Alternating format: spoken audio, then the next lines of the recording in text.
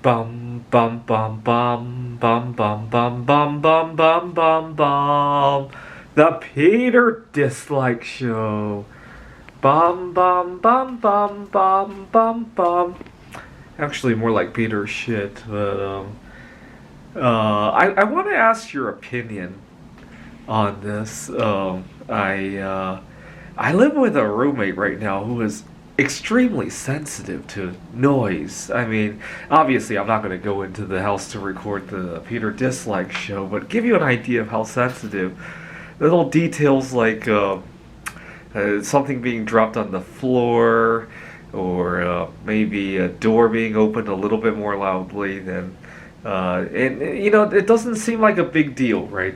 Just don't do that. But it really constrains, I find, constrains my creativity. Like, for example, I write computer games, and I'm often worrying about if I'm typing too loudly, or if I'm thinking out loud and just mum, just saying words out loud, like in a normal talking voice, right?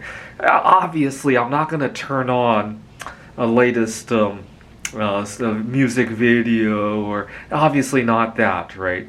I personally wouldn't want to do that near bedtime anyway, and in a normal apartment, I might have made this video inside with a whispering voice, but this guy's really sensitive. And it's not the worst roommate I've ever had, though. So now I'm a little bit wondering if I should just go on about my life, and when he complains, just to kind of poo-poo it, or if I should take it seriously. I'm kind of, earlier today, I learned I had a much bigger voice than I thought. So yesterday, I talked about how I was kept awake all night because I had a manager who wanted to see me and didn't let me know what it was fucking about. And now I can laugh about it and be angry about it at the same time. But I explained to her that, we could have strategized this had you brought up what this was about yesterday. And it helps that when I went in, I apologized that I was yawning in front of her. I said I stayed up all night wondering what I had done wrong, and she explained to me I hadn't done anything wrong. So that was good. I really liked how I expressed myself. I gotta find the right keys to this roommate's heart, though. Sometimes that's the trickiest part. I'm hoping on a day that he hasn't complained, especially like at 3 in the afternoon one of these days, I'll sit down and talk to him. I really like it. I really like all the problem solving that I've been doing lately. And tell him that, I appreciate that you like to sleep, and and maybe suggest that we put on some kind of background of white noise or something like that. Although he might scream at that idea of putting on more noise, right?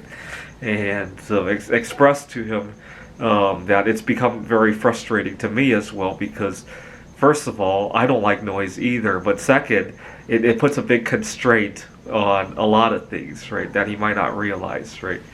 Alright, so I really love the problem solving. It really helps that right now I'm recording this in mid-October. Worst comes to worst, so if I have to move somewhere, it's not the end of the world. I really like how you guys saw how I was putting my art into different frames, and now I can actually move my art a whole lot easier. So if I have to move out, I really love it. The only thing I didn't, part of the reason I was kept awake last night was that I don't have the same freedom with my finances, right, like I do with moving out of here, right?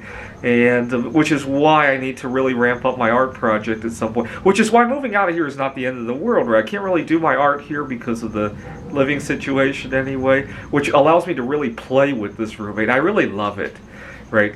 Allows me to quiet quit out of the situation with this particular guy. It's really nice. This is the Peter Dislike, the Peter strategized game playing Peter Game Show. Bum bum bum bum bum bum bum bum bum bum bum bum. The Peter Game Show. Bum bum bum bum bum bum bum.